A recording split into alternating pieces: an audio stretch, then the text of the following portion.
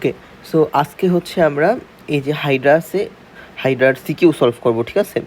আজকে হচ্ছে আমরা হাইড্রার সিকিউ সলভ করব, দেন হচ্ছে সিকিউ সলভ করার পরেই আমরা ঘাসফড়িংটা শুরু করব, দেখি, ঠিক আছে।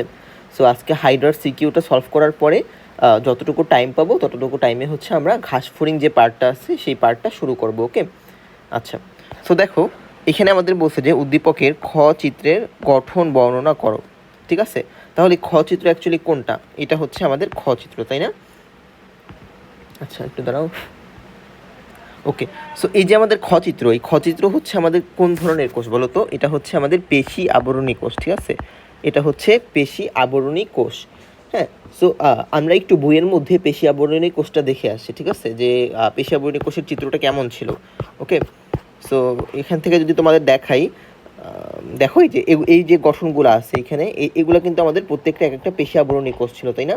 সো এই যে আমাদের এই গঠনগুলোই ছিল পেশি আবরণী কোষ, তো এটাও অনেকটা এরকমই। হ্যাঁ, এই যে এই গঠনটাও কিন্তু অনেকটা এরকমই, উদ্দীপকে থাকলে এরকমই আর কি একটা গঠন থাকবে, বুঝতে পারছো? সো এটা হচ্ছে আমাদের পেশি আবরণী কোষ, এটার গঠন বর্ণনা করতে বলছে। হ্যাঁ, সো এটার গঠন কিন্তু আমরা অলরেডি বর্ণনা করে আসছি। হ্যাঁ, দেখাইছি তোমাদের পেশি আবরণী কোষের বর্ণনা। এই যে এখানে কিন্তু আমরা পড়ে আসছিলাম পেশি আবরণী কোষ, ঠিক আছে। এই যে আমাদের এখানে দেখো সিকিউ মার্ক করা আছে। সো তোমরা যারা এই ক্লাসটা করো নাই তারা একটু দেখে আসো যে পেশি আবরণী কোষের গঠনটা আমরা কীভাবে পড়াইছিলাম। ওকে, সো দেখো আমাদের কিন্তু একদম এই সেম চিত্রটা উদ্দীপকে দেওয়া আছে, তাই না? এই যে পেশি আবরণী কোষের সেম চিত্র। ওকে, দেখো এই সেম চিত্রটাই কিন্তু আমাদের উদ্দীপকে দেওয়া আছে। হ্যাঁ, সো আমাদের যখন গঠন বর্ণনা করতে বলবে তখন আমরা পেশি আবরণী কোষের এই চিত্রটাও এঁকে দিব। ওকে, এটা হচ্ছে গহ্বর, এগুলো হচ্ছে আমাদের মিউকাস দানা, হ্যাঁ, পেশি প্রবর্ধক নিউক্লিয়াস, মায়োনিন। ওকে, সো হচ্ছে তাহলে পেশি আবরণী কোষের বর্ণনা আমরা পারবো। বর্ণনাটা আমরা কোথা থেকে পড়বো? এই বই থেকে পড়বো, এবং এই বর্ণনা কিন্তু তোমাদেরকে আমি পড়াইছি, ঠিক আছে। আচ্ছা, তারপরে কি বলছে দেখো, একই প্রাণীর ভিন্ন ভিন্ন কোষে চ অংশের বিভিন্ন প্রকারভেদ দেখা যায়। আচ্ছা, চ অংশটাকে দেখো, এই যে আমাদের যে ভিতরের যে ক্যাপসুল, এই ক্যাপসুলটাকে বুঝাইছে। ওকে, এই পুরোটা হচ্ছে নিউরোসাইট কোষ, আর ভিতরের যে চ অংশটাতে লিখি নেমাটোসিস্ট, তাই না? আমরা কিন্তু এটা পড়ে আসছিলাম যে ভিতরে যে এই ক্যাপসুলটাকে বলা হয় নেমাটোসিস্ট। আমরা যদি আবারও একটু বইয়ের মধ্যে দেখে আসি, হ্যাঁ, তোমাদেরকে আমি প্রত্যেকটা রিলেট করে পড়াবো, কোনো সমস্যা নেই। আমরা এখন দেখতে যাচ্ছি হচ্ছে, দাঁড়াও, নেমাটোসিস্ট, তাই না? সো এই যে দেখো নেমাটোসিস্ট, হ্যাঁ, এই যে নেমাটোসিস্ট, হ্যাঁ, এই চিত্রটাই কিন্তু এখানে দেওয়া আছে। এই যে আমাদের নেমাটোসিস্ট, অর্থাৎ এই যে এটাই কিন্তু আমাদের চ অংশ বলা আছে ওইখানে, ঠিক আছে। অর্থাৎ এই যে আমাদের ক্যাপসুলটা, এই ক্যাপসুলটার নাম হচ্ছে আমাদের চ অংশ। তাহলে চ অংশটা কী হবে? চ অংশটা হবে হচ্ছে আমাদের এই নেমাটোসিস্ট। এখন পরীক্ষায় কোয়েশ্চেনে বলছে যে ভিন্ন ভিন্ন নেমাটোসিস্টের গঠন ব্যাখ্যা করো, ঠিক আছে। সো তাহলে আমরা জানি নেমাটোসিস্ট আমাদের কয় ধরনের থাকে। এই যে দেখো এখানেও কিন্তু আমাদের সিকিউ লেখা আছে, নেমাটোসিস্টের প্রকারভেদ। নেমাটোসিস্ট থাকে হচ্ছে আমাদের 4 ধরনের। ওকে, এই যে 4 ধরনের নেমাটোসিস্ট থাকে, মনে আছে? সো এগুলো কিন্তু আমরা পড়ছিলাম, তাই না? স্টেনোটিল পেনিট্রেন্ট, ভলভ্যান্ট, তারপর হচ্ছে তোমার স্ট্রেপ্টোলিন গ্লুটিন্যান্ট আর স্টেরিওলিন গ্লুটিন্যান্ট। ওকে, আচ্ছা, সো পরীক্ষার সময় যদি আসে তাহলে আমরা এটা লিখবো, প্লাস যদি আমরা পারি তাহলে এই চিত্রগুলোও আমরা একটু দিয়ে দেবো। চিত্রগুলো কিন্তু একদম সহজ, তাই না? সো তাহলে কিন্তু আমাদের একটা সিকিউ সলভ হয়ে গেল। ওকে, আচ্ছা, দেখো আমাদের কিন্তু এখানে সিকিউ লেখা ছিল, তাই না? সো হচ্ছে আমাদের কোর্সের বৈশিষ্ট্য কিন্তু এটাই যে আমরা প্রত্যেকটা জিনিস, ঠিক আছে, কোন টপিক থেকে সিকিউ আসে সেগুলোর প্রত্যেকটা আগে থেকেই মার্ক করে রাখি, যেন তোমরা খুব সহজেই বুঝতে পারো যে কোনটা সিকিউ টপিক, কোনটা তোমাদের একটু গুরুত্ব সহকারে পড়া লাগবে। ওকে, যাতে তোমার রিভিশনটা বা হচ্ছে তোমার পড়াটা যেন একটু সহজ হয়ে যায়। আচ্ছা, তারপরে তাহলে একই প্রাণীর ভিন্ন ভিন্ন কোষে চ অংশের বিভিন্ন প্রকারভেদ দেখা যায়। ওকে, সো এটা কী লিখছে দেখো, ওই যে সেম ওই যে আমাদের নেমাটোসিস্ট লিখছে। নেমাটোসিস্ট 4 ধরনের, স্টেনোটিন, ভলভ্যান্ট, স্ট্রেপ্টোলিন গ্লুটিন্যান্ট, স্টেরিওলিন গ্লুটিন্যান্ট, ঠিক আছে। সো এগুলো কিন্তু আমরা পড়ে ফেলছি। 2 নম্বর কোশ্চেন, একটি দ্বিস্তরী প্রাণী যার দেহের অভ্যন্তরে সবুজ জীব বাস করে, ঠিক আছে। সো এখানে আমরা দেখতেছি যে দ্বিস্তরী প্রাণী বলছে। হ্যাঁ, দ্বিস্তরী প্রাণীকে আমরা অনেকটাই বুঝতে পারতেছি যে দ্বিস্তরী প্রাণীটা হচ্ছে আমাদের একটা মানে হাইড্রা, তাই না? হাইড্রা কিন্তু দ্বিস্তরী প্রাণী। আচ্ছা, এখানে যে কখগুলো আছে, এই পিডিএফটা তো আমি তোমাদের দিয়ে দিছি, ঠিক আছে। কখগুলো তোমরা নিজের একটু মুখস্থ করে নেবে। ওকে, কখগুলো আমি বইয়ের ভিতরেও দাগাই দিছি, প্লাস তোমরা নিজেরা একটু মুখস্থ করে নেবে। ধরো নেমাটোসিস্ট কাকে বলে, মেসোগ্লিয়া কী, এগুলো প্রত্যেকটা জিনিসই কিন্তু তোমাদের বইয়ে ক খ এভাবে কিন্তু লেখা আছে। ওকে, চাইলে বই থেকেও মুখস্থ করতে পারো, অথবা এখান থেকেও চাইলে কখগুলো পড়ে ফেলতে পারো। ওকে, আচ্ছা, এই নেমাটোসিস্ট কি, মেসোগ্লিয়া কি, এগুলো কিন্তু তোমাদের সব পড়ানো হয়েছে। উদ্দীপকের প্রাণীটির দ্রুত চলন প্রক্রিয়াটি বর্ণনা করো। ওকে, সো দ্বিস্তরী প্রাণী হাইড্রার দ্রুত চলন পদ্ধতি কোনটা? ওকে, এটাও কিন্তু হচ্ছে আমরা পড়ছিলাম। দেখো হাইড্রার চলনে যে হাইড্রার দ্রুত চলন পদ্ধতি কোনটা, দেখে আসি আমরা আবার। এই যে হাইড্রার চলন পদ্ধতি, ঠিক আছে। সো দেখো আমরা পার্থক্যেই পড়ে আসছিলাম। দেখো এই যে এটা হচ্ছে হাইড্রার একটা দ্রুত চলন পদ্ধতি সমারসল্টিং, ঠিক আছে। এই যে দেখো এই যে সমারসল্টিং বা ডিগবাজি, এটা হচ্ছে হাইড্রার একটা দ্রুত গতিসম্পন্ন প্রক্রিয়া। ওকে, সো সমারসল্টিংটা আমরা এখানেও দেখে আসি। দেখো এই যে আমাদের সমারসল্টিং, দেখছো এখানে কিন্তু আমাদের খ প্লাস গ লেখা, মানে কি এটা হচ্ছে আমাদের সিকিউতে আসে। দেখো এটা একটা দ্রুত চলন প্রক্রিয়া। সো এটাই কিন্তু উদ্দীপকে বলছে যে হাইড্রার দ্রুত চলন পদ্ধতিটি বর্ণনা করো। ওকে, সো তাহলে দ্রুত চলন পদ্ধতি কোনটা হবে? দ্রুত চলন পদ্ধতি হবে হচ্ছে তোমার সমারসল্টিং।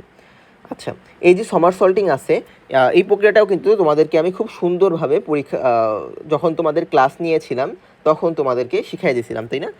এটা কীভাবে হচ্ছে এদিকে আসবে, তারপর হচ্ছে মাটিকে স্পর্শ করবে, তারপরে পাদচাকতিটা উপরে উঠে যাবে, এটা উল্টা হয়ে দাঁড়াবে, তারপর এটা আবার এখানে আসবে, এই যে পাদচাকতিকে এখানে আটকাবে, আবার সোজা হয়ে দাঁড়াবে। ওকে, এটাও কিন্তু আমি তোমাদের ক্লাসে খুব সুন্দরভাবে পড়াইছি যে সমারসল্টিং বা ডিগবাজি চলনটা সে কীভাবে করে হাইরা, ঠিক আছে। সো এইটাও কিন্তু তোমাদের ক্লাস রিকমেন্ডেড, ক্লাস থেকে দেখে নিবা, ঠিক আছে। আচ্ছা, তারপরে উদ্দীপকের জীব দুটির পারস্পরিক সম্পর্ক বিশ্লেষণ করো, ঠিক আছে। দেখো কি বলছে যে উদ্দীপকের জীব দুটির পারস্পরিক সম্পর্ক বিশ্লেষণ করো। ওকে, সো বলছে দ্বিস্তরী প্রাণী হাইড্রা এবং এর ভিতরে একটা সবুজ জীব বাস করে। তাহলে এটা কি সবুজ জীব মানে হচ্ছে আমাদের শৈবাল, বুঝতে পারছো? তার মানে হাইড্রা এবং শৈবাল, ঠিক আছে, এরকম একটা টপিক আমরা পড়ছিলাম না, হাইড্রা এবং শৈবালের পরস্পর সহাবস্থান। ওকে, তো দেখো এখানে যে ঘ নম্বরে এই যে দেখো উদ্দীপকের জীব দুটি হলো একটা জুকোরেলা নামক হচ্ছে শৈবাল আর একটা হাইড্রা। এই যে জুকোরেলা নামক শৈবাল আর একটা হচ্ছে আমাদের হাইড্রা, ঠিক আছে। সো এটাও কিন্তু আমরা বইয়ের ভিতরে পড়ে আসছিলাম, তাই না? সো কোথা থেকে পড়ছি এটা তোমাদেরকে আমি দেখাই আনি।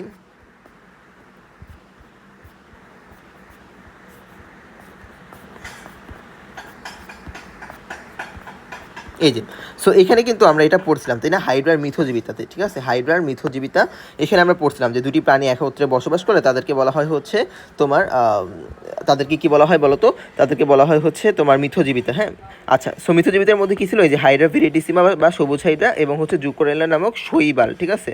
সো এদের মধ্যে পারস্পরিক সম্পর্কটাই তোমাদেরকে হচ্ছে ব্যাখ্যা করতে বলছে। সো পারস্পরিক যে সম্পর্ক আছে সেই সম্পর্কটা দেখো আমরা এইভাবে লিখব যে শৈবালের প্রাপ্ত উপকার আর একটা হচ্ছে আমাদের হাইড্রার প্রাপ্ত উপকার, ঠিক আছে। সো দেখো এটাই তো আমাদের সম্পর্ক যে শৈবালের প্রাপ্ত উপকার, অর্থাৎ শৈবাল হাইড্রা থেকে কী কী উপকার পায়, ঠিক আছে। আচ্ছা, তারপর হাইড্রার প্রাপ্ত উপকার, হাইড্রাও হচ্ছে আমাদের তোমার শৈবাল থেকে কী কী উপকার পায়, এগুলো কিন্তু তোমাদেরকে আমি সব পড়ে আসছিলাম, ঠিক আছে। এটাও সিকিউ টপিক ছিল। দেখো এখানে সিকিউ লেখা আছে, এই যে দেখো এখানে খুব সুন্দরভাবে হাইড্রার সিকিউ লেখা আছে। সো এইটাও তোমাদেরকে আমি পড়াইছিলাম, ঠিক আছে। সো তোমরা যারা ক্লাসটা দেখো না একটু দেখে ফেলো। ওকে, আচ্ছা, তাহলে আশা করি এটাও তোমরা সবাই পারবা। আচ্ছা, ওইটাই লিখছে দেখো, শৈবালের প্রাপ্ত উপকার, হ্যাঁ, তারপর হচ্ছে তোমার হাইড্রার প্রাপ্ত উপকার, এগুলো লিখছে। ওকে, আচ্ছা, তারপরে 3 নম্বরে আসি আমরা। দেখো কি বলছে যে মিথজীবিতা কাকে বলে, হাইড্রার স্বনিষেক ঘটে না কেন, ঠিক আছে, এগুলো কিন্তু আমরা মানে এখান থেকে জাস্ট একটু পড়ে ফেলবো, ঠিক আছে।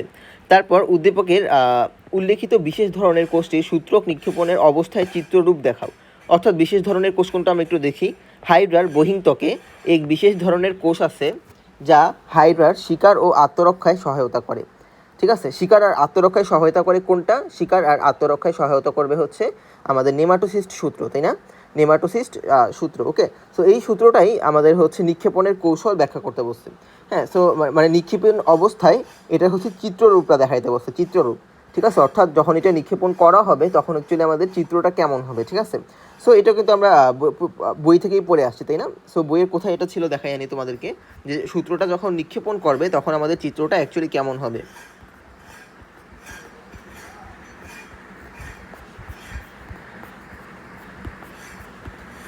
এক সেকেন্ড ওয়েট করো।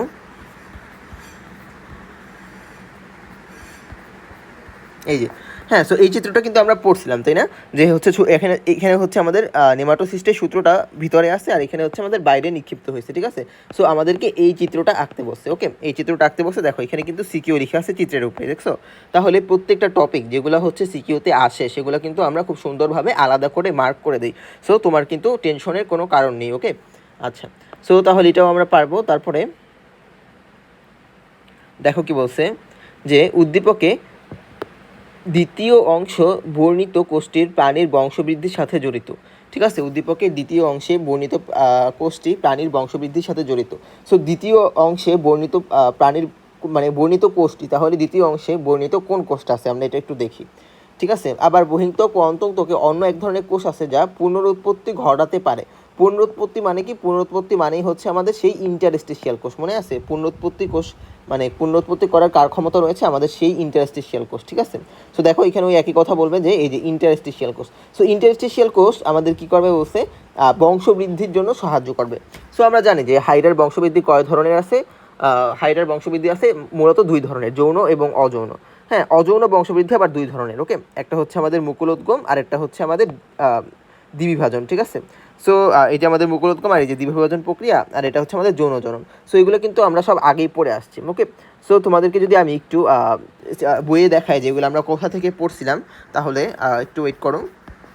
মানে এখানে অ্যাকচুয়ালি কোয়েশ্চেনটা কী বলছে, কোয়েশ্চেনটা যদি তোমাদেরকে আমি একদম ভালো করে বুঝাই দিই, তাহলে এই যে আমাদের ইন্টারস্টিশিয়াল যে কোষটা আছে, উদ্দীপকের দ্বিতীয় অংশে বর্ণিত কোষ মানে কি ইন্টারস্টিশিয়াল কোষ, এটা বংশ বৃদ্ধি করতে কী ভূমিকা রাখে?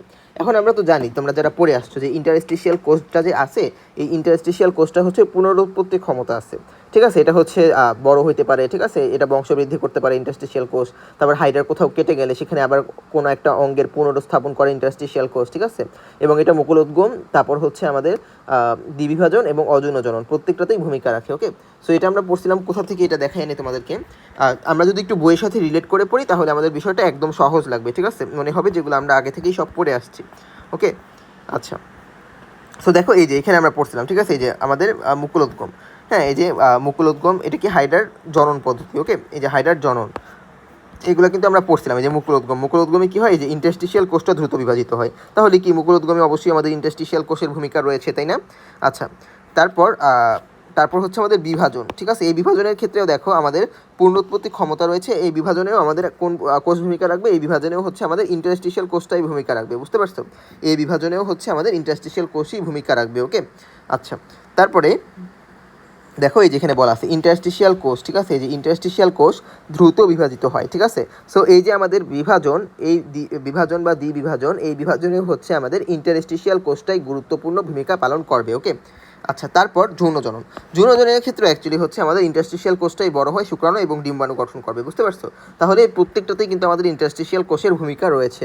হ্যাঁ, সো তোমার এখানে একটু বড় করে দেওয়া আছে, দেখো মুকুলোদ্গমটা কত বড় করে দেওয়া, তারপর হচ্ছে তোমার বিভাজনটাও অনেক বড় করে দেওয়া, যৌনজননটাও অনেক বড় করে দেওয়া। সো তুমি চাইলে, আমরা তো বই থেকে মেন কনসেপ্টটা পড়ছি। ঠিক আছে, সো তুমি চাইলে এখান থেকে গাইড থেকে ওইটা একটু পড়তে পারো। বুঝতে পারছো?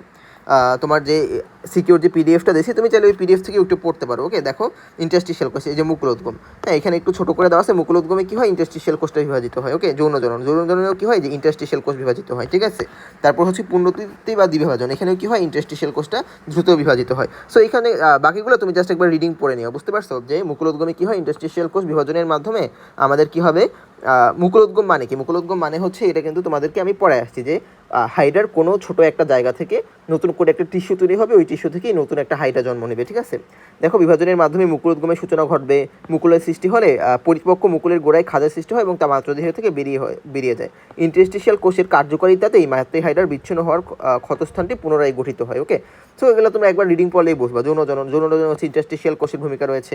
তারপর হচ্ছে পুনরুৎপত্তি বা দ্বিবিভাজন। ঠিক আছে, আমরা তো জানি যে হাইডার স্বাভাবিক মৃত্যু নেই। ঠিক আছে, কোনো জায়গায় যদি হাইডার পুনরুৎপত্তি বা দ্বিবিভাজন কয় ধরনের হতে পারে? যে অনুদৈর্ঘ্য বা অনুপ্রস্থ দুই ধরনের হতে পারে। এগুলোও কিন্তু আমরা বই থেকে পড়ে আসছি। এবং ইন্টারস্টিশিয়াল কোষ দ্রুত গতিতে বিভাজিত এবং রূপান্তরিত হয়, বিভিন্ন প্রকার কোষের সৃষ্টি করে এবং হারানো অঙ্গের বা বিনষ্ট দেহাংশর পুনর্গঠন করে। ওকে, সো এগুলো হচ্ছে ইন্টারস্টিশিয়াল কোষের কাজ। এগুলো তো আমরা আগেই পড়ে আসছি, বই থেকেও পড়ে আসছি। সো তুমি চাইলে এখানে একটু যেহেতু ছোট করে দেওয়া আছে, সো এই যে ইন্টারস্টিশিয়াল কোষের কাজটা, এই কাজটা তুমি এখান থেকে পড়ে ফেলতে পারো। ওকে, এরপরে আমরা পড়ব হাইডার বহিঃত্বক এবং অন্তত্বকে বিভিন্ন ধরনের কোষ বিদ্যমান। এই কোষগুলোর নামের দিক থেকে কিছু মিল এবং অমিল রয়েছে। ঠিক আছে, পরে সিকিউ। সো আমাদের কী বলছে দেখো, যে উদ্দীপকের প্রাণীটির বহিঃত্বকের তুলনায় অন্তত্বকে যে কোষগুলো অনুপস্থিত সেগুলোর বর্ণনা দাও। সো আমরা জানি যে বহিঃত্বক মানে কি এপিডার্মিস, অন্তত্বক মানে কি গ্যাস্ট্রোডার্মিস। ঠিক আছে, তাহলে বহিঃত্বকে আমাদের কয়টা কোষ থাকে মনে আছে? বহিঃত্বকে আমাদের কোষ থাকবে হচ্ছে 7টা, আর অন্তত্বকে আমাদের কোষ থাকবে কয়টা? অন্তত্বকে কোষ থাকবে 5টা। ঠিক আছে, তাহলে অন্ততকে 2টা কোষ কম থাকবে। সেই 2টা কোষের যে কম থাকবে, সেই 2টা কম কোষেরই হচ্ছে আমাদের বর্ণনা চাওয়া হয়েছে। বুঝতে পারছো? আচ্ছা, সো আমরা তাহলে আবার একটু দেখে আসি এটা কোথায় ছিল আর কি, ঠিক আছে। সো এটা তোমাদেরকে যে আমি একটা চিত্র দিয়ে পড়াইছিলাম বারবার, ঠিক আছে, দেখাই আবার, এখানে আছে। সো এই যে, ঠিক আছে, ওই যে নিজেই পয়সা সংগ্রহ, এই যে আমাদের এটা গ্যাস এপিডার্মিসের কোষ, এপিডার্মিসে আমাদের কোষ আছে কয়টা, 7টা। তারপর নিচে হচ্ছে গ্যাস্ট্রোডার্মিস বা অন্ততক, অন্ততকে আমাদের কোষ কয়টা আছে, 5টা। তাহলে কোন দুইটা কোষ নাই, এই যে জনন কোষ আর নিউরোসাইট কোষ, এই দুইটা কোষ জনি দিয়ে পড়তে বলছিলাম, ঠিক আছে। এই দুইটা কোষ হচ্ছে আমাদের গ্যাস্ট্রোডার্মিসে অনুপস্থিত, ঠিক আছে। তাহলে আমাদের এই জনন কোষ আর নিউরোসাইট কোষ, এই দুইটা কোষ যেহেতু আমাদের অন্ততকে নাই, সো এই দুইটা কোষেরই বর্ণনা চাইছে, বুঝতে পারছো। এখানে দেখো বলছে যে বহিঃত্বকের তুলনায় অন্তঃত্বকে যে কোষগুলো অনুপস্থিত সেগুলোর বর্ণনা দাও, ঠিক আছে। সো অন্তঃত্বক মানে কি, গ্যাস্ট্রোডার্মিস, গ্যাস্ট্রোডার্মিসে কোন দুইটা কোষ নাই, জনন কোষ এবং নিউরোসাইট কোষ, ওকে। এখানে আরেকটা কোষ দিচ্ছে গাইড থেকে পড়বে না, গাইডে ভুল লিখছে, হ্যাঁ, এখানে পেশিয়াবরণী কোষ দিচ্ছে, এটা টোটালি ভুল, ঠিক আছে। আমাদের আমরা কি বর্ণনা দেবো, জাস্ট হচ্ছে জনন কোষ আর নিউরোসাইট কোষ, এই দুইটার বর্ণনা দেবো। এবং এটাও আমরা এখান থেকে পড়বো না, এটাও কিন্তু হচ্ছে আমরা অলরেডি বই থেকে পড়ে আসছি যে জনন কোষ আর নিউরোসাইট কোষের বর্ণনা, তাই না। সো দেখো জনন কোষ আর নিউরোসাইট কোষের বর্ণনা কোথায়, এই যে আমাদের 6 নম্বরে ছিল হচ্ছে জনন কোষ আর হচ্ছে 7 নম্বরে ছিল হচ্ছে নিউরোসাইট কোষ, ঠিক আছে। সো এই দুটো জাস্ট আমাদের বর্ণনা চাইছে, বুঝতে পারছো। তাহলে কি এই দুটোর একটু বর্ণনা লিখবো, আবার কাজ লিখবো, একটু বর্ণনা লিখবো আর একটু কাজ লিখে দেবো, ঠিক আছে। সো এটাও হচ্ছে তোমাদেরকে আমি রিকমেন্ড করবো যে তোমরা অবশ্যই এটা বই থেকে লিখবা, ঠিক আছে। কোথা থেকে লিখবা, বই থেকে লিখবা, ঠিক আছে, ওকে। আচ্ছা, তাহলে আমরা বুঝতে পারলাম ঘ নাম্বারটা কী চাইছে। তারপর ঘ নাম্বারে বলছে যে উদ্দীপকে প্রাণীদেহে বিদ্যমান দুটি কোষস্তরের পার্থক্য লিখো, ঠিক আছে। কোষস্তরের পার্থক্য লিখো মানে কি, একটা হচ্ছে আমাদের গ্যাস্ট্রোডার্মিস আর একটা হচ্ছে আমাদের তোমার এপিডার্মিস, ঠিক আছে, গ্যাস্ট্রোডার্মিস এবং এপিডার্মিস, ওকে। আচ্ছা, সো গ্যাস্ট্রোডার্মিস এবং এপিডার্মিস এটা বইয়ের মধ্যে আছে, দেখাই দাঁড়াও,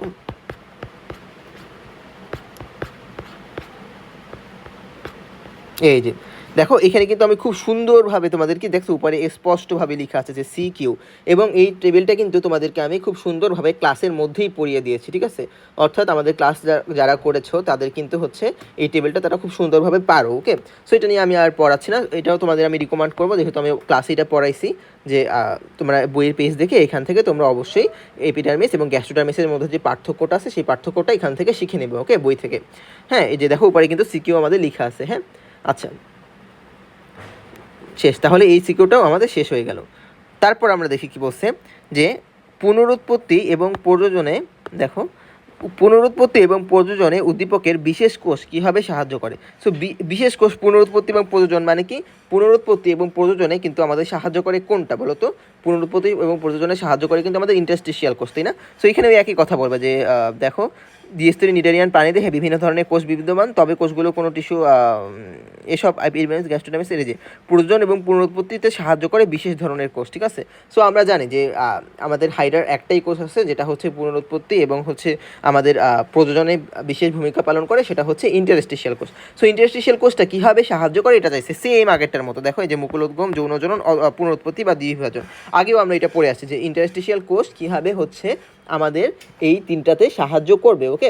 সো হচ্ছে আশা করি এই কোয়েশ্চেনের আনসারটা তোমরা পারবা, হ্যাঁ। এবং এটা কিন্তু আরও কয়েকবার আসবে পরীক্ষার সময়, বুঝতে পারছো, তখন যেন ভালোভাবে মানে মানে আমরা যখন পরবর্তীতে আরও সিকিউ সলভ করবো সেটার মধ্যেই আমরা এরকম দেখতে পাবো, ঠিক আছে, যে হচ্ছে এই কোয়েশ্চেনটা আবারও আসবে যে পুনরুৎপত্তি এবং প্রযোজনে ইন্টারস্টিশিয়াল কোষের ভূমিকা, ঠিক আছে। এটা হচ্ছে আমরা আরও 2-1বার পাবো, সো এটা কিন্তু আমাদের ভালো করে শিখতে হবে। আচ্ছা, তারপর বলছে দেখো উদ্দীপকের শেষোক্ত লাইনটির ব্যাখ্যা করো। তো শেষোক্ত লাইনটি হচ্ছে এ ধরনের সহাবস্থান পরজীবিতা নয় বরং মিথুজীবিতা হিসেবে পরিচিত, ঠিক আছে। সো দেখো তার আগের লাইনটা আমরা একটু পড়ি, যে জুকোরেলা নামক এক ধরনের সবুজ শৈবাল তাদের গ্যাস্ট্রোডার্মিসে বাস করে, মানে কি হাইড্রাতে বাস করে, এবং এটা হচ্ছে একটা মিথজীবিতা। তাইলে কি সেম আগের কোশ্চেনটাই, ওই যে হাইড্রা, ওই যে সবুজ হাইড্রা এবং হচ্ছে তোমার জুকোরেলা নামক যে ইটা আছে আর কি, ঠিক আছে, জুক্লোরেলা নামক যেই শৈবালটা আছে সেই শৈবালের যে মিথজীবিটা সেটাই বর্ণনা করতে বলছে, ওকে। এই যে শৈবালের প্রাপ্ত উপকার, হাইড্রার প্রাপ্ত উপকার, এটা কিন্তু আমরা বই থেকে অলরেডি একটা সিকিউ সলভ করে আসছি, ঠিক আছে, মানে একটু আগেই আমরা এই কোশ্চেনটা সেম দেখে আসছি, এই কোশ্চেনটা কিন্তু আবার আসছে। সো বোর্ডে কিন্তু কোশ্চেনগুলো রিপিটেডলি আসে, বুঝতে পারছো। আচ্ছা, তাইলে এটা হচ্ছে আমরা পারবো যে কীভাবে মিথজীবিতা সম্পন্ন হয়, তাই না, ওকে। সো এরপরে আমরা আসবো হচ্ছে সিলেট পরেরটাতে, দেখো কি বলছে, যে উদ্দীপকে প্রথমোক্ত বাক্যটির বিশেষ কোষটির সূত্র নিক্ষেপণের কৌশল ব্যাখ্যা করো। সো সূত্র নিক্ষেপণের কৌশল ব্যাখ্যা করতে বলছে, ঠিক আছে, সূত্র নিক্ষেপণের কৌশল। সো সূত্র কোনটা, এটা তো আমরা জানি যে হাইড্রায় সূত্র একটাই আছে, সেটা হচ্ছে নেমাটোসিস্ট সূত্র, ঠিক আছে। দেখো বইয়ে এমন একটি প্রাণী রয়েছে যার দেহে দংশক কোষ বিদ্যমান। আচ্ছা, এই দংশক কোষ জিনিসটা কি? দংশক কোষ মানেই হচ্ছে আমাদের সেই নিউরোসাইট কোষ বা নেমাটোসিস্ট, ঠিক আছে? নিউরোসাইট কোষ যখনই তোমাকে বলবে যে দংশক কোষ, হ্যাঁ নিউরোসাইট কোষ দিয়ে তো অ্যাকচুয়ালি সে শিকার ধরে, ঠিক আছে? যে নিউরোসাইটের নেমাটোসিস্টের ভিতরে কি থাকে বলো তো? তোমার হচ্ছে হিপনোটক্সিন নামক তরল থাকে, সেটা দিয়ে সে সাপ যেরকম দংশন করে সেও হচ্ছে দংশন করতে পারে। এই জন্য পরীক্ষার সময় যখনই দংশক কোষ আসবে তখনই তোমার বোঝা লাগবে যে এটা নিউরোসাইট কোষ। এবং নিউরোসাইট কোষের মধ্যেই কি আমাদের কোন সূত্র থাকে বলো তো? নিউরোসাইট কোষের মধ্যেই কিন্তু আমাদের নেমাটোসিস্ট যে সূত্রটা আছে বা ক্যাপসুলটা আছে সেটা থাকে। ওকে, সো এই সূত্র নিক্ষেপণের কৌশল ব্যাখ্যা করতে বলছে এবং এই সূত্র নিক্ষেপণের কৌশল কিন্তু আমরা বই থেকে খুব সুন্দরভাবে পড়ে আসছি, ঠিক আছে? দেখাই তোমাদেরকে আমরা এটা কোথা থেকে পড়ছিলাম। সূত্র নিক্ষেপণের কৌশল, ঠিক আছে? দেখো এই যে নেমাটোসিস্টের সূত্র নিক্ষেপণের কৌশল, দেখছো? নেমাটোসিস্টের সূত্র নিক্ষেপণের কৌশল, হ্যাঁ এটা হচ্ছে আমাদের, দেখো এখানে বড় করে সিকিউ লেখা আছে। অর্থাৎ এই কৌশলটাও কিন্তু তোমাদেরকে আমি পরীক্ষার সময় তোমাদের হচ্ছে ক্লাসে পড়াইছিলাম আমি। সো তোমরা যারা হচ্ছে ক্লাসটা দেখো না একটু দেখে ফেলো, অ্যান্ড ক্লাসে কিন্তু খুব সুন্দরভাবে আমি এই প্রক্রিয়াটা বর্ণনা করছি, ঠিক আছে? সো আশা করি তোমরা বই থেকে এটা পারবা। ওকে, আমাদের কিন্তু টার্গেটই এটা যে আমরা টেস্ট পেপার বা হচ্ছে ওই সিকিউর পিডিএফ ভিত্তিক না হয়ে আমরা সব কিছু হচ্ছে বই থেকে পড়বো, বই থেকে রিলেট করে পড়বো, যেন আমাদের জন্য অনেক বেশি সহজ হয়। তুমি যখন বই থেকে প্রত্যেকটা কোয়েশ্চেনের আনসার পড়বা তখন তোমার মধ্যে একটা কনফিডেন্স জন্মাবে, ঠিক আছে? যদি বই থেকে পড়ো এবং বইয়ের গাইড সব যদি মিলে ঝিলে পড়তে যাও তাহলে একটু প্রবলেম হবে। ওকে, এবং যারা গাইড থেকে সরাসরি কোয়েশ্চেনগুলো পড়ে তারা হচ্ছে ফাঁকিবাজ, ঠিক আছে? আমরা তো আর ফাঁকিবাজ না, আমরা হচ্ছে একদম বই থেকে সুন্দরভাবে সব কিছু পড়বো। আমরা জানি যে আমাদের একটা বই, এই বইয়ের কোথায় কি আছে, হ্যাঁ এটা হচ্ছে আমরা সব সুন্দরভাবে জানি, ঠিক আছে? সো আমরা এটাও হচ্ছে বই থেকে পড়বো। ওকে, আচ্ছা, তারপর উদ্দীপকের শেষোক্ত বাক্যটি বিশ্লেষণ করো। সো শেষোক্ত বাক্যটি কি বলছে? যে প্রাণী পদতলকে মুক্ত করে দ্রুত গতিতে এবং মুক্ত না করে লম্বা দূরত্ব অতিক্রম করে, ঠিক আছে? সো হচ্ছে আমাদের এখানে দুই ধরনের মানে চলনের কথা বলছে। ওকে, ঠিক আছে, একটা হচ্ছে আমাদের ডিগবাজি চলন বা সমারসল্টিং, একটা হচ্ছে আমাদের হামাগুড়ি চলন বা লুপিং চলন। কীভাবে বুঝলাম? কারণ আমাদের হচ্ছে একটা হচ্ছে আমাদের দ্রুত গতিতে চলে, ঠিক আছে? দ্রুত গতিতে চলে, এটা কি? এটা হচ্ছে আমাদের ওই যে ডিগবাজি বা সমারসল্টিং চলন।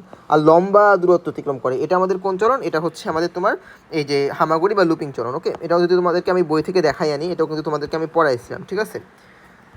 সো এই দুইটার বর্ণনা কিন্তু আমি বলছিলাম যে চলনের প্রথম দুইটা যে আমাদের পার্ট আছে, ঠিক আছে? এই যে হ্যাঁ এই যে লুপিং চলন এবং হচ্ছে আমাদের সমারসল্টিং চলন, ঠিক আছে? এই সমারসল্টিং চলন এই দুইটা কিন্তু আমাদের সিকিউর জন্য ইম্পর্টেন্ট। তোমাদের কিন্তু আমি এটা ক্লাস নেওয়ার সময় বলছিলাম, ঠিক আছে?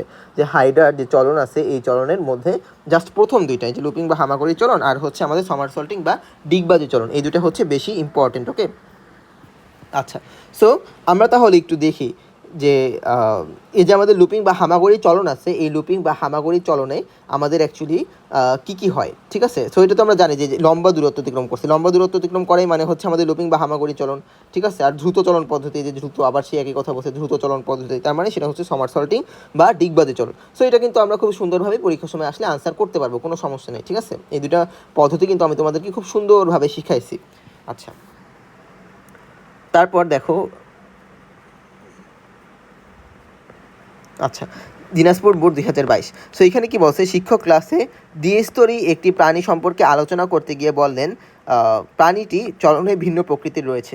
আচ্ছা, তো আমরা সরাসরি কোয়েশ্চেন পড়ে যে বলছে কি, দেখো উদ্দীপকে উল্লিখিত চলনের দুটির মধ্যে পার্থক্যের তুলনা করো।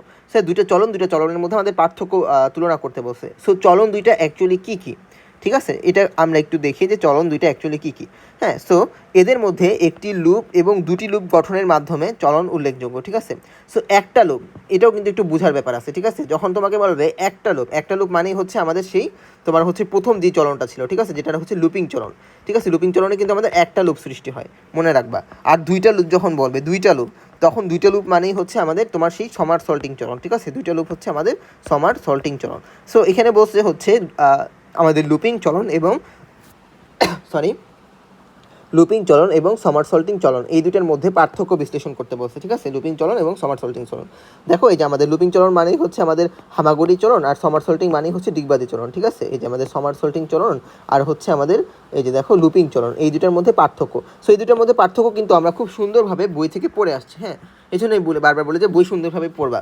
দেখো এখানে কিন্তু সিকিউ লেখা আছে, বইয়ে সুন্দরভাবে সিকিউ লেখা আছে, এবং এটা কিন্তু আমাদের অ্যাজ ওয়েল অ্যাজ এমসিকিউ মেডিকেলের সব কিছুর জন্যই অনেক বেশি ইম্পর্টেন্ট এই ছকটা। দেখো এখানে কিন্তু এখান থেকে কিন্তু আমাদের মেডিকেলেও কোশ্চেন আসছিল, বুঝতে পারছো? সো এই ছকটা কিন্তু আমরা পড়ছি, ঠিক আছে, যে লুপিং চলন এবং সমারসল্টিং চলনের মধ্যে পার্থক্য। হ্যাঁ, তাহলে কি প্রত্যেকটা কোশ্চেনে কিন্তু তোমার বইয়ের ভিতরে খুব সুন্দরভাবে দেওয়া আছে। এই কোশ্চেনগুলো আমরা জাস্ট একটু সুন্দরভাবে সলভ করে নিব, বুঝতে পারছো? আচ্ছা,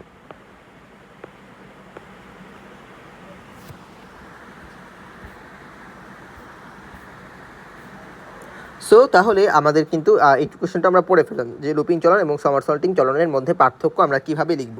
এটা আমরা যে বই থেকে পড়ছি, বই থেকেই আমরা লিখবো। ওকে, আচ্ছা, তারপর কি বলছে দেখো, শিক্ষকের শেষ উক্তিটির যথার্থতা মূল্যায়ন করো। ঠিক আছে, আচ্ছা, শেষ উক্তিটা অ্যাকচুয়ালি কি আমরা দেখি। ওকে, সো শেষ উক্তিটা হচ্ছে, তিনি আরও বলেন, চলনে প্রাণীর কোষ বা কোষীয় অঙ্গাণুগুলো বিশেষ ভূমিকা পালন করে।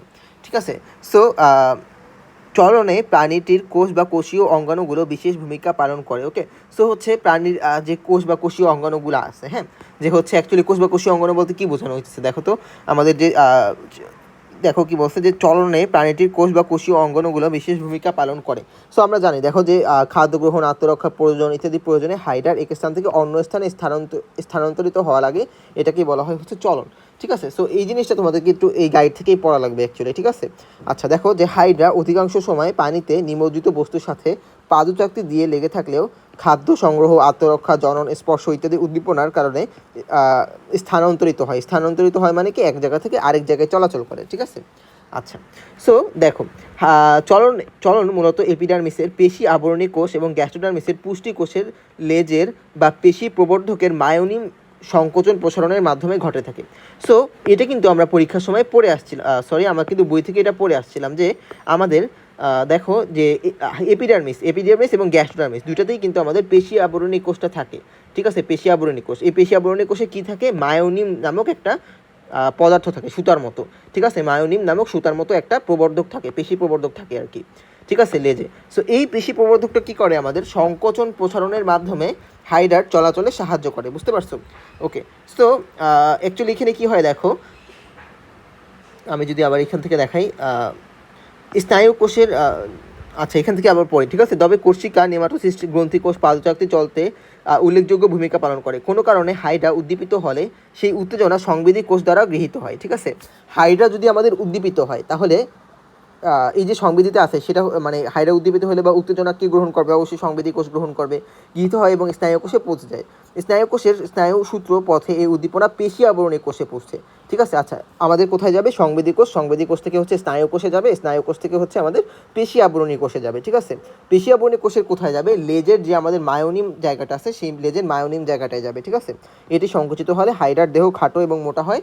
ওকে, এবং অপরপক্ষে আমাদের পুষ্টি কোষের পেশি লেজের মায়োনিম উদ্দীপনা পৌঁছালে এটি বৃত্তাকার পেশির মতো কাজ করে, অর্থাৎ সংকোচনে দেহ লম্বা ও সরু হয়। ওকে, সো হচ্ছে অ্যাকচুয়ালি আমাদের যখন পেশি আবরণী কোষের লেজের মায়োনিমে পৌঁছাবে তখন আমাদের হাইড্রাটা সংকুচিত হবে। ঠিক আছে, আবার পুষ্টি কোষের যখন মায়োনিমে পৌঁছাবে তখন আমাদের হাইড্রাটা কী হবে বলো তো, হাইড্রাটা তখন হচ্ছে আমাদের মানে তখন হাইড্রার দেহটা লম্বা এবং হচ্ছে সরু হয়ে যাবে। ওকে, দেহের এক পাশে পেশি আবরণী কোষের সংকোচন এবং অপর পাশে পেশি আবরণী কোষের প্রসারণের ফলে হাইড্রা দেহর যে কোনো দিকে বাঁকাতে পারে। তো এখানে অনেক কিছু আবল তাবল জিনিস লিখছে। ঠিক আছে, সো তোমাকে এত কিছু লেখার দরকার নেই, আমি যদি একটু শর্টভাবে বুঝাই দিই যে অ্যাকচুয়ালি কী হয় এখানে। সো চলনের সময় অ্যাকচুয়ালি কী হয়, আমাদের এখান থেকে একদম আমার কথা শুনে আমি তোমাদেরকে এই জিনিসটা একদম সহজ করে দিই। ঠিক আছে, সো হাইড্রার যখন হচ্ছে আমাদের যখন সে চলাচল করবে, ঠিক আছে, যখন সে চলাচল করবে সেই চলাচলের সাথে কোন দুটো জিনিস জড়িত, আমাদের হচ্ছে পেশি আবরণী কোষ এবং গ্যাস্ট্রোডার্মিসের যে হচ্ছে আমাদের মায়োনিম, সেই মায়োনিমটা হচ্ছে জড়িত। এই মায়োনিমটা কী করবে, সংকোচন এবং প্রসারণ করবে। ঠিক আছে, মায়োনিমটা হচ্ছে আমাদের সংকোচন এবং প্রসারণ করবে। মায়োনিমটা যদি তোমাদেরকে আমি একটু দেখাই আনি, ঠিক আছে, মায়োনিম জিনিসটা অ্যাকচুয়ালি কী, হ্যাঁ, এটা কিন্তু তোমাদেরকে আমি পড়াইছিলাম। হ্যাঁ, দেখো এই যে মায়োনিম, হ্যাঁ, দেখো এখানে আমাদের বলা আছে যে মায়োনিম। ওকে, এই যে মায়োনিম। ওকে, এই যে আমাদের সুতার মতো যে অংশটা আছে এটাই হচ্ছে আমাদের মায়োনিম, বুঝতে পারছো? মায়োনিম জিনিসটা কিন্তু এই যে আমি পড়েছিলাম যে মায়োনিম, ঠিক আছে, যে পেশি লেজে প্রবর্ধকের মতো একটা মায়োনিম থাকে। ওকে, সো আশা করি বুঝতে পারছো যে তোমরা মায়োনিম জিনিসটা আমরা কোথা থেকে পাইছি। হ্যাঁ, সো এই যে আমাদের মায়োনিমটা আছে, এই মায়োনিমটাই জাস্ট হচ্ছে আমাদের সংকোচন এবং প্রসারণের মাধ্যমে দেহ চলতে সাহায্য করবে। ঠিক আছে, যখন হচ্ছে আমাদের হাইড্রাটা উদ্দীপিত হবে, উত্তেজনা ওয়েট আচ্ছা, এই যে উত্তেজনা হচ্ছে আমাদের সংবেদী কোষ গ্রহণ করবে, সংবেদী কোষ থেকে এটা আমাদের কোথায় যাবে, স্নায়ু কোষের মাধ্যমে এটা আমাদের কোথায় যাবে, পেশি আবরণী কোষে যাবে। পেশি আবরণী কোষে যাওয়ার পরে এটা হচ্ছে লেজের মায়োনিমে যাবে। লেজের মায়োনিমটা হচ্ছে সংকুচিত হবে। আবার পরক্ষণেই আমাদের হচ্ছে পুষ্টি কোষের লেজের মায়োনিমে যাবে, তখন এই উদ্দীপনা পৌঁছালে আমাদের অ্যাকচুয়ালি কী হবে, এখানে ভুল লিখছি, এটা হবে হচ্ছে প্রসারিত হবে, ঠিক আছে, এই সংকোচনটা কেটে এখানে হচ্ছে প্রসারিত হবে। ওকে, সো একবার হচ্ছে আমাদের দেহটা সংকুচিত হবে, আরেকবার হচ্ছে আমাদের দেহটা প্রসারিত হবে। এইভাবেই বলছে, দেখো এইভাবে পেশি আবরণী কোষের দেহের সংকোচন এবং অপর পাশে পেশি আবরণী কোষের প্রসারণ, ঠিক আছে, যে প্রসারণের ফলে হাইড্রা দেহ যে কোনো দিকে বাঁকাতে পারে। হ্যাঁ, সো এটা হচ্ছে আমাদের একটু আবল তাবল জিনিস ছিল, বইয়ের মধ্যে স্পষ্টভাবে ছিল না, সো এখান থেকে একটু এটা পড়ে নেবো। হ্যাঁ, একটা লেস ইম্পর্টেন্ট টপিক, জাস্ট একটা বডি আসছে। ওকে, জাস্ট হচ্ছে একবার রিডিং করবা নোটস, এটা এই মানে কোয়েশ্চেনের আনসারটা আমাদের জন্য অতটা ইম্পর্টেন্ট না, ঠিক আছে, বাট তাও তোমাদেরকে আমি বুঝাই দিলাম, জাস্ট হচ্ছে এভাবে একটু লিখবা। ওকে, তারপর আমাদের কি বলছে দেখো, উদ্দীপকে উল্লিখিত কোষটির গঠন বর্ণনা করো। আচ্ছা, কোষটা আমরা কি দেখি, হাইড্রার বহিঃত্বকে অবস্থিত এক ধরনের কোষ শিকার ধরার কাজে সাহায্য করে। তো শিকার ধরার কাজ যখনই বলবে তখন সেটা কোন কোষ হবে বলো তো, এই যে নিউরোসাইট কোষ, আমরা তো জানি নিউরোসাইট কোষ হচ্ছে আমাদের শিকার ধরতে সাহায্য করে, ঠিক আছে। সো এই কোষটার বর্ণনা লিখতে বলছে, নিউরোসাইট কোষের বর্ণনা। তো নিউরোসাইট কোষের বর্ণনা কিন্তু আমরা খুব সুন্দরভাবে শিখে আসছি। হ্যাঁ, এটা সিকিউর টপিক হিসাবে আমি মার্ক করে দিছিলাম। দেখো এই যে আদর্শ নিউরোসাইটের গঠন, দেখছো, আদর্শ নিউরোসাইটের গঠন সিকিউ লিখে উপরে বড় করে। সো এই যে আমাদের এখানে যে পয়েন্টগুলো আমরা পড়ছিলাম, আবরণ, নেমাটোসিস, ঠিক আছে, অপারকুলাম, নিডোসিল, পেশিতন্তু, ল্যাসো, এগুলোই জাস্ট লিখবো, আর এখান থেকে আমরা একটা চিত্র এঁকে দেবো। তাহলেই আমরা কিন্তু আদর্শ নিউরোসাইটের যে গঠন আছে এই গঠনের সিকিউটা খুব সুন্দরভাবে পারবো, তাই না। সো এই জিনিসটা কিন্তু আমাদেরকে ক্লাসে পড়াইছি, সো এখান থেকে তোমরা একটু পড়ে নেবা। ওকে, আচ্ছা, এরপরে কি বলছে দেখো, যে উদ্দীপকের শেষ উক্তিটির যথার্থতা বিশ্লেষণ করো। হ্যাঁ, আচ্ছা, শেষ উক্তিটা কোনটা আমরা দেখি, দেখো, উদ্দীপকের শেষ উক্তিটির যথার্থতা বিশ্লেষণ করো, ঠিক আছে। সো শেষ উক্তি কোনটা দেখো, তাছাড়া গ্যাস্ট্রোডার্মিসে এক ধরনের উদ্ভিদ বাস করে, এর সহাবস্থান উভয়ই উপকৃত হয়, ঠিক আছে। অর্থাৎ আবার সেই একই কথা বলছে, ওই যে হাইড্রা এবং হচ্ছে আমাদের যে সবুজ শৈবাল আছে, দেখো এই যে হাইড্রার প্রাপ্ত উপকার, তারপর হচ্ছে আমাদের কি শৈবালের প্রাপ্ত উপকার, আবার ওই সেম টপিক, ঠিক আছে, আবার হচ্ছে ওই একই টপিক, সেম টপিক, এটা কিন্তু আমরা অনেকবার পড়ে আসছি, আমরা হচ্ছে এটা বই থেকে পড়বো। ওকে, যখনই তোমাকে বলবে সহাবস্থান মানেই সে হচ্ছে আমাদের মিথজীবিতা। কোন দুইটা সহাবস্থান, সবুজ হাইড্রা এবং আমাদের যে জুক্লোরেলা নামক শৈবাল আছে, এই দুইটা সহাবস্থান। ওকে, আচ্ছা, তারপর তাহলে আমাদের কিন্তু এটা আমরা পড়ে ফেললাম, তাই না। আচ্ছা, তারপরে অ্যাকচুয়ালি আমাদের 2019 আসছে, এখান থেকে আমাদের সিকিউ না পড়লেও হবে, আমরা জাস্ট হচ্ছে এই পর্যন্ত পড়লেই মোর দেন এনাফ, বুঝতে পারছো। আমরা যদি সিকিউ এই পর্যন্ত পড়ি, ওকে, তাহলে এই পর্যন্ত পড়লেই আমাদের মোর দেন এনাফ। ওকে, আমরা জাস্ট হচ্ছে এই 8টা সিকিউ যদি ভালো করে সলভ করি, হ্যাঁ, এই যে আমাদের এই পর্যন্ত আমরা 8টা সিকিউ পাইলাম, এই 8টা সিকিউ যদি আমরা সলভ করি তাহলে এর বাইরে তোমার কিছুই আসবে না, সেটা 2026 সাল হোক এবং 2030 সাল হোক, ঠিক আছে। এই টপিকগুলাই ঘুরে ফিরে সেই 2013 সাল বা 14 সাল যে সময় থেকে আমাদের সিকিউ টপিক শুরু হয়েছে, সেই এই টপিকগুলাই আসতেছে, বুঝতে পারছো। সো এই 8টা সিকিউ যদি তুমি সলভ করো, তুমি হাইড্রা থেকে যে কোনো ধরনের কোয়েশ্চেন আসুক না কেন, তুমি সব ধরনের সৃজনশীল ইনশাল্লাহ আনসার করতে পারবা, বুঝতে পারছো।